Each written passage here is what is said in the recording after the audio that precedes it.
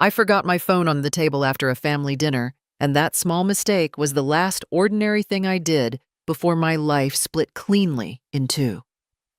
Before I tell you what happened next, let me tell you who I was before that night. My name is Eleanor Whitfield, and for more than 30 years, my hands and eyes were trusted with things most people never notice until they are gone. I am an architectural conservator. I restore historic buildings the way surgeons restore bodies, carefully, patiently, honoring every original line and hidden weakness. I spent my life protecting structures others were eager to replace, proving that preservation is not nostalgia, but responsibility. That evening was supposed to be a celebration. My son Nathan insisted on it. He chose the restaurant, an old converted library with vaulted ceilings and soft amber lighting, the kind of place that whispers prestige. He said it was to honor my upcoming 63rd birthday and my so-called retirement discussions. His wife, Brooke, sat beside him, perfectly composed, dressed in muted elegance that somehow still felt calculated. The table was filled with delicate plates, wine decanted precisely, voices low and respectful. To anyone watching, it looked like a loving family honoring a matriarch. But from the moment I sat down, something felt wrong. Not loud wrong, quiet wrong, like a building with a hidden crack that only the trained eye can sense. My vision had been troubling me for months. Subtle at first. Blueprints blurred at the edges. Depth felt unreliable. I told myself it was fatigue, age, long nights squinting over drawings. Still, that night, the room seemed to tilt ever so slightly, as if the floor itself could not be trusted. "Mom, you look tired," Nathan said gently, reaching across the table with concern practiced to perfection. "You should really slow down. You have nothing left to prove." Brooke nodded in agreement, her smile soft but persistent. "You built something incredible, Eleanor. But it might be time to let go. Stress is terrible for your condition." My condition? They had started using that word recently, like a diagnosis that excused every suggestion they made next. They spoke of responsibility, of protecting me, of how difficult it must be to work when your eyesight begins to fail. They spoke of retirement as relief, of legal paperwork as convenience, of signing authority over as an act of love. Nathan said he only wanted to help, that he would never change my legacy. I listened. I nodded. Inside, something heavy pressed against my chest. I had built my firm from nothing. I had fought developers, councils, corporations. I had preserved schools, courthouses, churches, places where memory lived in stone. And now, sitting under polite lighting with my own family, I felt reduced to an obstacle that needed to be gently moved aside. Maybe they were right, I thought. Maybe I was becoming a liability. The last restoration proposal I reviewed had taken me longer than usual. I had missed a minor measurement error and corrected it later, but the doubt lingered. Doubt is dangerous. It corrodes faster than rust. I agreed to consider the paperwork. I said we would discuss it soon. The relief on their faces was immediate and unmistakable. It stung more than any argument would have. When dinner ended, I stood carefully, steadying myself against the chair. Nathan offered to walk me out, but I declined. I needed air. I needed distance from the table, from the quiet victory glowing in their eyes. Outside, the night felt hollow. The street smelled like rain on old stone, though I barely registered it. I reached into my bag to call a car. My phone was gone. I sighed, irritated with myself, and turned back toward the entrance. The restaurant was quieter now, chairs stacked, lights dimmed. As I stepped inside, a strange stillness settled over me, thick and expectant. That was when I saw the waitress looking straight at me, her face pale, her eyes wide with urgency. And before I could ask a single question, she moved toward the door and locked it behind me. Everything I thought I knew ended right there. The sound of the lock clicking into place was soft, almost polite, but it echoed inside my chest like a gunshot. I turned toward the door instinctively. "Excuse me," I said, my voice sharper than I intended. "I just need my phone. I'm leaving." The waitress did not move. She was young, maybe mid-20s, with dark hair pulled back too tightly and hands that trembled despite her effort to appear calm. Her name tag read Mara. She swallowed hard and glanced toward the dining room, then back at me. "Please," she whispered. "You have to trust me. I wouldn't do this if it wasn't serious." My heart began to race. Every professional instinct I had learned over decades told me this was wrong. A locked door. A stranger asking for trust. But there was something in her eyes that stopped me from pushing past her. Fear, yes, but not for herself. For me. "I don't feel well," I said quietly. "If this is a joke, it's in very poor taste." "It's not a joke," she replied. "I saw something, and once you see it, you can't unsee it. But I need you steady. Promise me you won't faint." The word faint felt like an insult.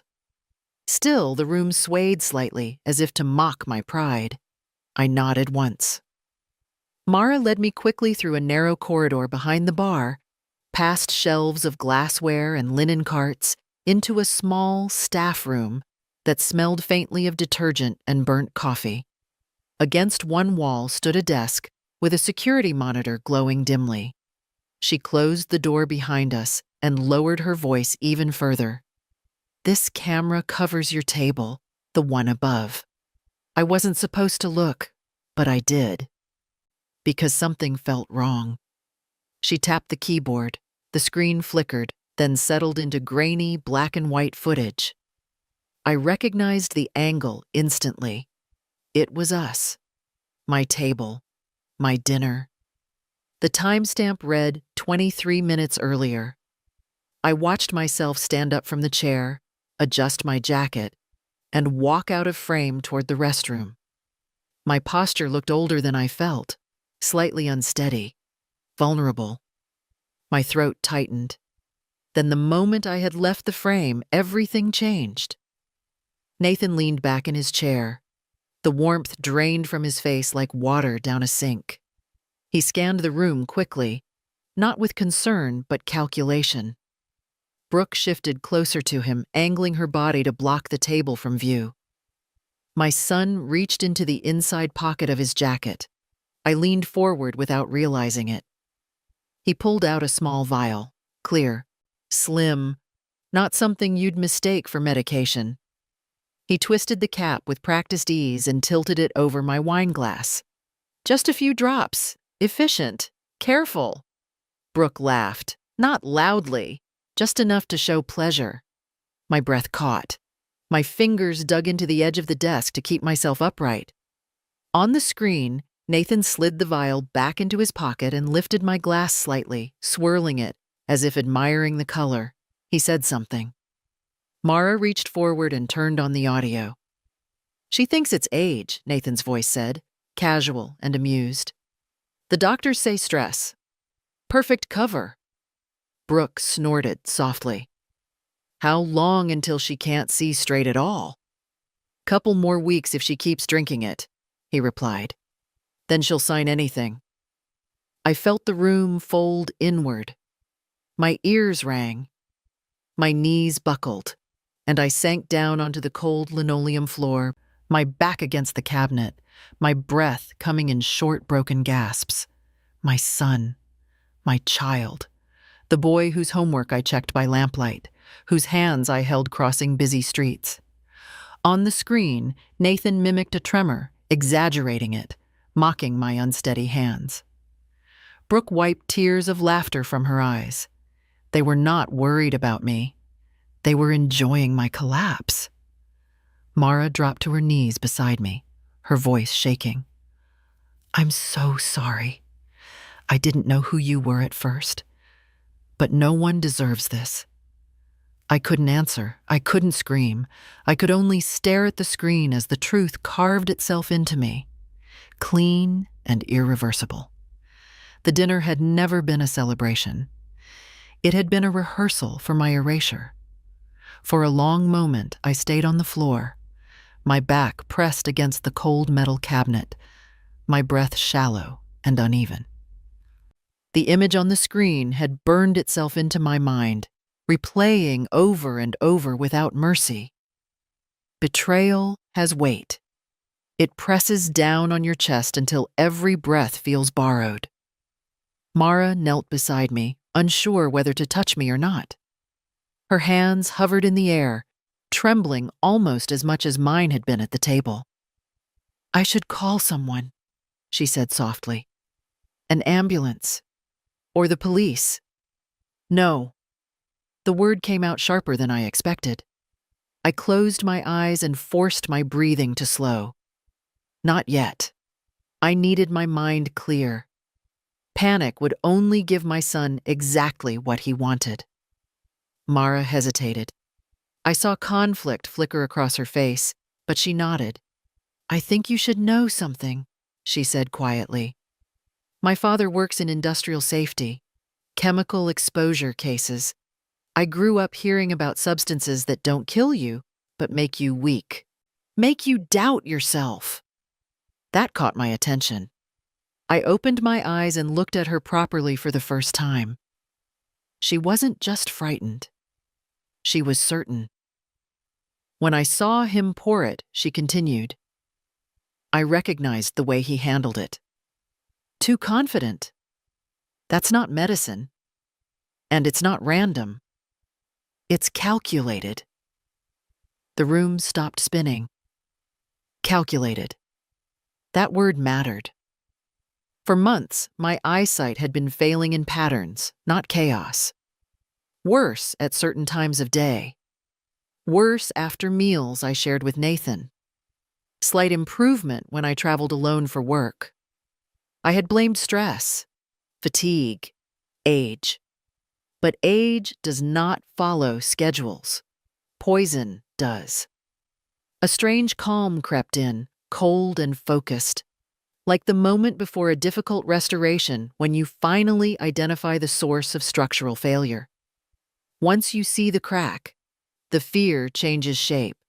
It becomes solvable. "I am not dying," I said aloud, more to myself than to her. Mara looked at me, startled. "What, I'm not losing my sight, naturally? This is not decline. This is interference." The word tasted bitter, but it also grounded me. I pushed myself up slowly, testing my balance. The weakness was still there, but now I understood it. Understanding changes everything. "Thank you," I said to Mara, meeting her eyes. "What you did tonight may have saved my life." Her lips pressed together. "I just couldn't let you walk out not knowing." They were laughing. I kept thinking, if that were my mother. I reached into my bag, pulled out my wallet, and handed her several bills. She started to protest, but I shook my head. "This is not payment for silence," I said. "This is gratitude. But I need one thing from you. Anything." You saw nothing. I forgot my phone. I came back, picked it up, and left. If anyone asks, that is the entire story. Mara nodded without hesitation. "I promise." I took my phone from the desk where she had placed it and walked toward the back exit. My legs felt heavy, but my spine was straight. When the cool night air hit my face, it felt different now. Sharper. Real. I did not cry on the way home. Grief would come later. Right now, I needed control. At home, the house was silent. too silent. Nathan and Brooke would not return until late. I did not go to my bedroom.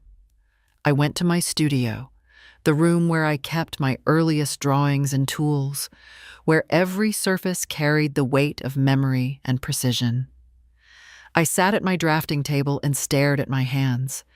They were steady, not because the poison had left my system, but because fear had.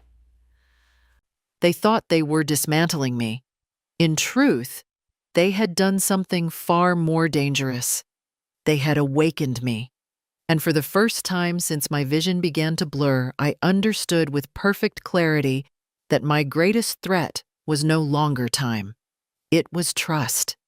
The studio was the only room in the house that never felt unfamiliar, no matter how long I stayed away from it.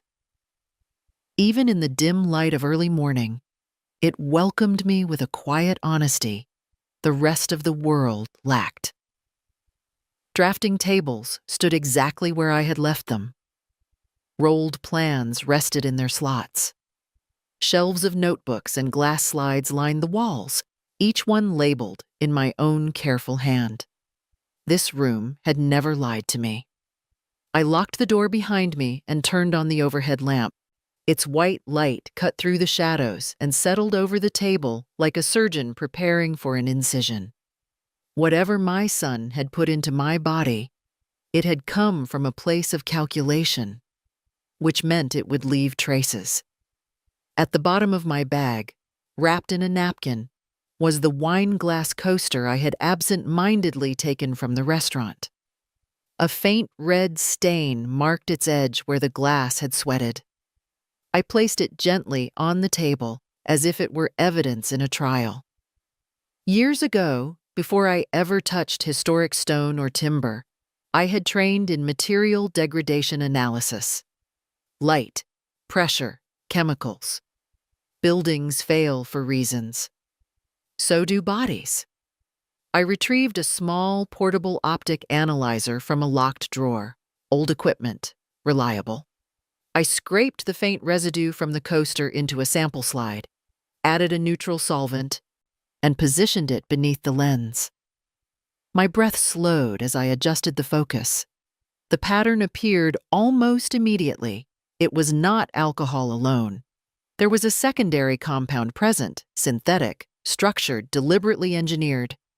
I ran the test twice, then a third time to be certain. The results did not change. A temporary optic nerve suppressant, not permanent damage, not degenerative disease. A controlled disruption of visual processing designed to mimic natural decline.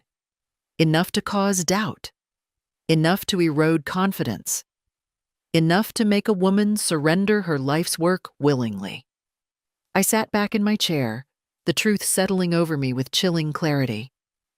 Nathan had not wanted me dead. He wanted me obedient.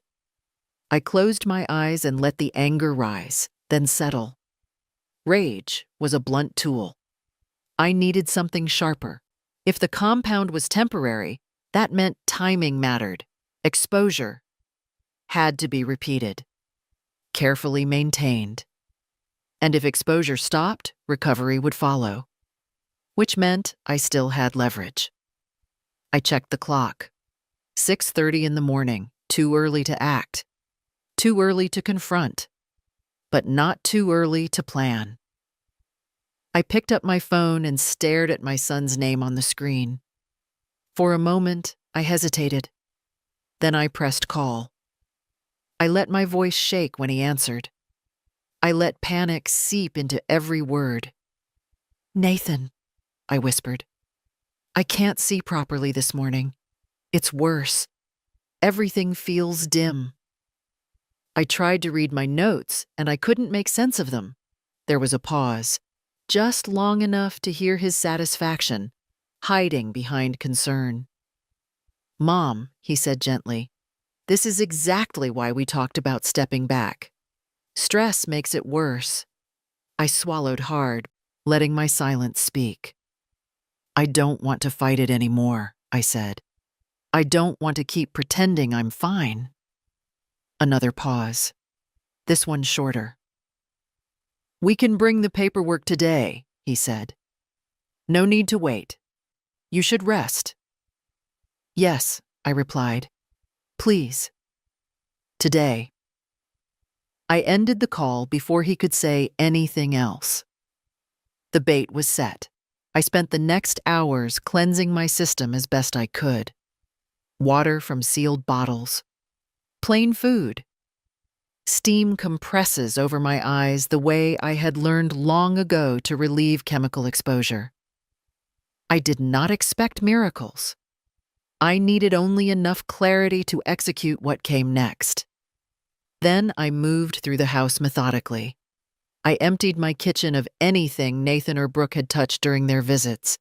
Teas, supplements, bottles of oil, even the honey jar she liked to stir into my drinks. Everything went into the trash. In the guest room, tucked inside a drawer beneath folded scarves, I found what I had half expected. Small vials, clear liquid, identical to the one I had seen on the screen. My hand tightened around the glass until it nearly cracked. This had never been about care. It had been about control. And now that I knew the truth, the studio behind me seemed to hum with quiet approval. The tools were ready. So was I. I stood in the guest room longer than necessary, the small glass vial heavy in my palm. It was warm from my skin, deceptively harmless in appearance. If I had not seen the footage, if I had not trusted the instincts that years of careful work had sharpened, I might have mistaken it for medication or dismissed it entirely. That was the point. I placed the vial on the desk and began to search the room properly. No longer as a homeowner tidying after visitors, but as an investigator cataloging a crime scene. I moved slowly, deliberately. Every drawer, every cabinet, every space where familiarity could hide intent. The second discovery came from my bathroom cabinet. Nathan had brought me a box of eye supplements weeks earlier, smiling the way sons do when they believe they are being dutiful. "For your vision, Mom," Doctor recommended. I remembered feeling oddly grateful at the time. Now, I turned the bottle in my hands and frowned. The label sat imperfectly. One corner lifted under my fingernail far too easily. I peeled it back. Beneath the cheerful branding was another mark, printed directly onto the original container. Minimalist. Stark. A symbol I recognized immediately. It belonged to Meridian Developments. My stomach dropped. Meridian was not a pharmaceutical company. It was a ruthless real estate conglomerate known for acquiring protected properties, draining them of legal status, and leveling them for profit. I had blocked 3 of their major projects over the years, invoking preservation clauses and historical designations they despised me for. This was not coincidence. I continued searching, my pulse steady but cold. In a storage drawer behind spare linens, I found a small cardboard box. Inside were more vials, identical in size and shape, each one marked with tiny etched codes. This was not opportunistic poisoning. It was supply. It was planning. I sat down on the edge of the bed, the weight of realization pressing into my spine. Nathan had not acted alone. He had been enabled, supported, equipped. Meridian did not just want my company. They wanted me gone. My firm had been the last barrier between them and a string of historically protected sites. Churches, schools, civic halls, buildings that could not be demolished as long as I held authority. If I stepped aside, those protections would crumble within weeks. They were using my son as leverage, or worse. I returned to the studio and laid everything out neatly on the table. The vial, the altered supplement bottle, photographs taken with my phone. Evidence demanded order. My mind replayed the dinner. Nathan's impatience. Brooke's smiles, their eagerness to accelerate the signing. It all aligned now. They weren't waiting for my decline. They were engineering it. The phone on the counter buzzed. Nathan's name flashed on the screen.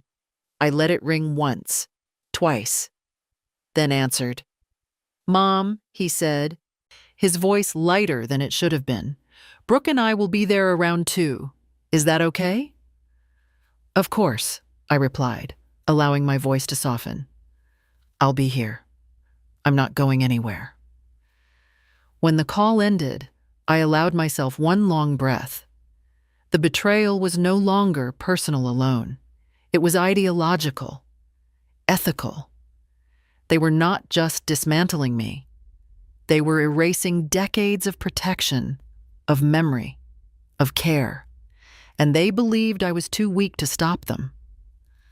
I began preparing the house for their arrival, not as a place of surrender, but as a stage. I practiced the tremor in my hands until it looked convincing. I let my shoulders slump.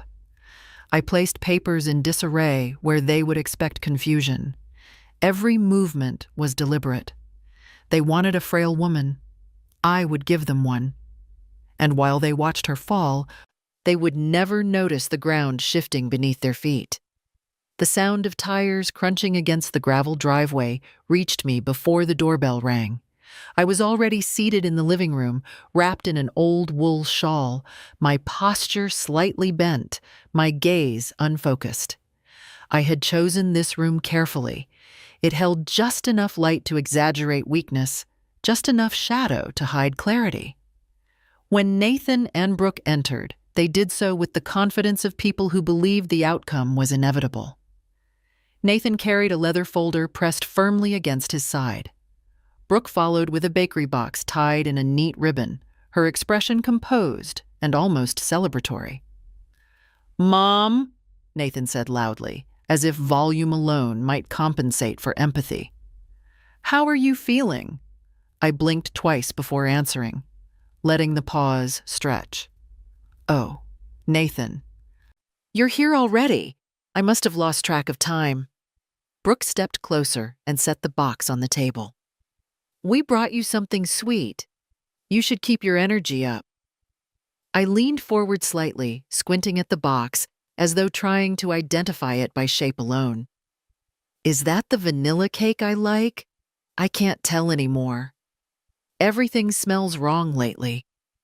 They exchanged a glance. It was quick, but I saw it. Nathan cleared his throat. "That's normal.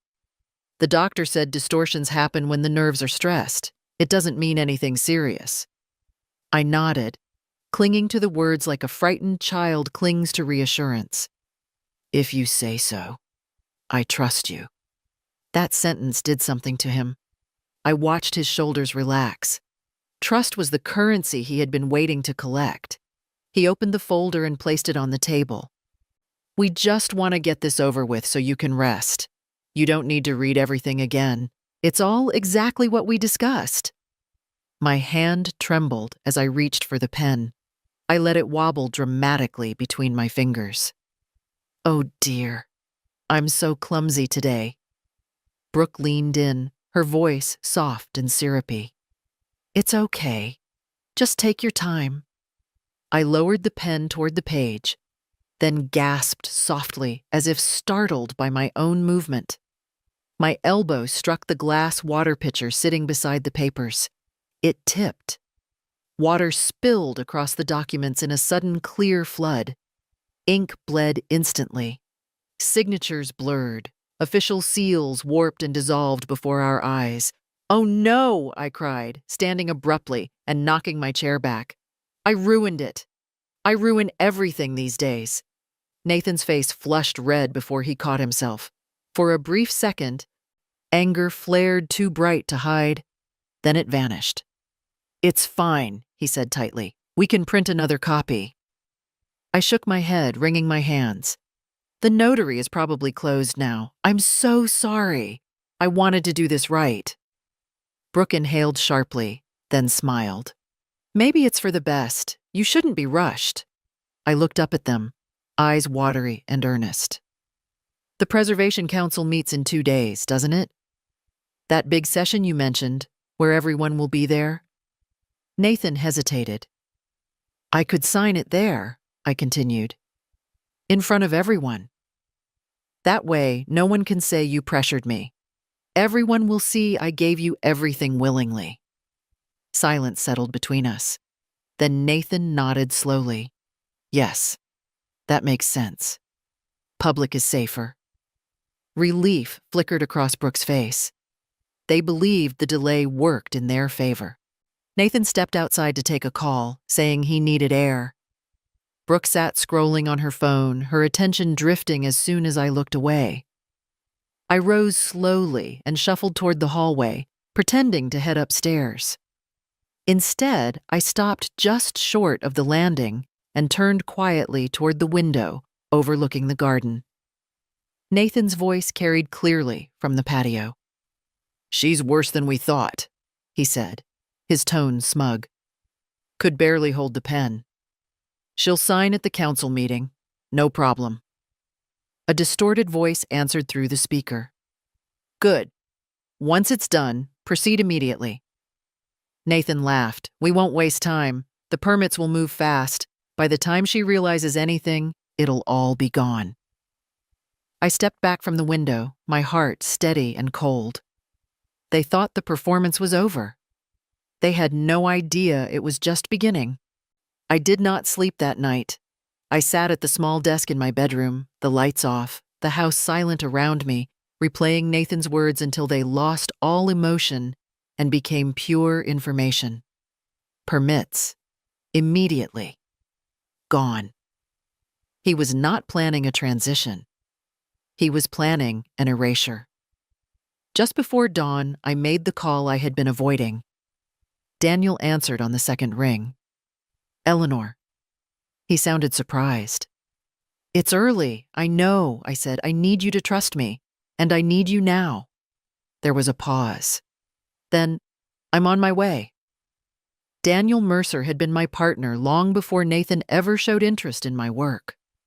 A structural historian, meticulous and stubborn, he understood one thing better than anyone else.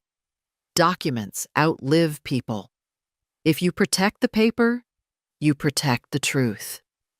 An hour later, we were driving north, away from the city, toward a stretch of land most maps no longer bothered to label. The fog was thick, wrapping the road in quiet anonymity. I didn't explain much, only that my son had betrayed me and that my life's work was at risk. Daniel didn't ask questions. He never did when something mattered this much. We stopped in front of a neglected municipal archive building slated for closure years ago. The sign was faded, the parking lot empty. To anyone else, it looked abandoned. I unlocked the side door with a key I had carried on my ring for 20 years. Inside, the air smelled of dust and aging paper. We descended 2 levels underground, past rows of inactive shelves and sealed cabinets. At the very back, behind a false wall, I entered a code and pressed my palm against a cold metal plate. The wall slid open. Daniel exhaled slowly. Eleanor, what is this? This is the reason Sterling survived every hostile takeover attempt for 3 decades, I said, and the reason Nathan will fail. Inside was a vault. Not money, not jewels. Deeds. Original restoration charters. Preservation covenants. Addendums signed in ink that still carried legal force. Every building my firm had protected was represented here with clauses embedded so deeply that no public transfer of authority could dissolve them. I handed Daniel a folder. Contingency authority. If I am declared incapacitated or coerced, all rights revert to the Preservation Trust, which I control, alone. He flipped through the pages, his eyes widening. You never told the board about this. I never told anyone, I said. Not even Nathan. Daniel closed the folder carefully. They can't touch the sites, no. And if they try, I continued. Their attempt becomes criminal interference with protected heritage. I placed the vial and the altered supplement bottle on the table. This makes it conspiracy. Daniel looked up at me, something like pride in his eyes. They think you're fragile. I allowed myself a thin smile. They think age made me weak. In truth, it taught me where to hide the foundations. By the time the sun rose, we had copies secured in 3 locations, legal counsel alerted, and contingency notices prepared. When Nathan arrived at the council meeting the next day, confident and impatient, he would walk into a room where every exit had already been sealed. He just didn't know it yet. The council chamber was already full when I arrived. Long wooden tables, microphones neatly aligned, nameplates polished to a dull shine. People who had known me for decades nodded politely as I passed, their expressions a mixture of respect and concern. Word had traveled quickly. Eleanor Whitfield was stepping down. Or so they believed. Nathan sat near the front with Brooke beside him, both dressed for victory. He stood when he saw me, offering his arm with exaggerated care. I ignored it and walked on my own. My vision was clear. Not perfect, but honest. Grounded. Enough. When my name was called, I rose slowly, allowing the room to settle into silence. This was the moment they had prepared for. The public surrender. The signature that would unlock everything. Nathan slid the folder toward me, the new documents pristine, the pen placed carefully on top. "Take your time, Mom," he said softly, for everyone to hear. I looked at the paper. Then I looked up. "Before I sign anything," I said calmly, "there is something I need to share with this council." Nathan stiffened. Brooke's smile faltered. I nodded to the clerk at the side of the room. "Please play the footage." The screen behind the council lit up. Grainy black and white images filled the chamber. My table at the restaurant. Me standing up, leaving. Then my son reaching into his jacket. The vial. The pour. The laughter. A murmur rippled through the room like a sudden wind. "Turn on the sound," I said. Nathan's voice echoed through the chamber. Clear. Smug. Unmistakable. "She thinks it's age." Brooke's hand flew to her mouth. I continued before anyone could speak. For months, my declining vision was not a medical mystery. It was chemically induced, designed to mimic age-related deterioration, temporary, reversible, and administered without my knowledge or consent. I placed the vial on the table in front of me, then the altered supplement bottle, then a folder of lab analyses and documentation. This substance was supplied by an external developer with a vested interest in dismantling historic protections I personally enforced. Gasps. Whispers. Chairs shifted. Nathan stood abruptly. "This is absurd. She's confused. She's been unwell." I met his eyes. "I am unwell," I said evenly, "from betrayal." I turned back to the council. In anticipation of coercion, decades ago I placed all protected site authority into a private preservation trust. Any attempt to transfer or liquidate assets under duress activates immediate reversion and criminal review. I nodded to Daniel, seated at the far end of the chamber. He stood, holding the documentation high. "This meeting," I continued, "is now evidence." Security moved quickly. Phones were confiscated. Officials whispered urgently into radios. Nathan's confidence collapsed in real time. His voice cracked as he tried to speak again, but no one was listening. Brooke stared at me, eyes wide, finally understanding the scale of what she had gambled. By the time the council recessed, authorities were waiting. Nathan did not look back as he was escorted out. I did not reach for him. Some losses do not deserve mourning. Weeks later, my firm no longer existed in its old form. It became a non-profit trust, legally sealed against private exploitation. Every protected building remained protected, permanently. I returned to my studio not to rebuild what was broken, but to continue what had never truly been taken. I share this story not for pity, but for clarity. Because betrayal often wears the mask of concern, because age is too often mistaken for weakness, and because the most dangerous lie we are taught is that our time is over simply because others are eager to replace us. I did not survive by becoming harder. I survived by remembering who I was before anyone tried to erase me. Never surrender your voice to those who benefit from your silence.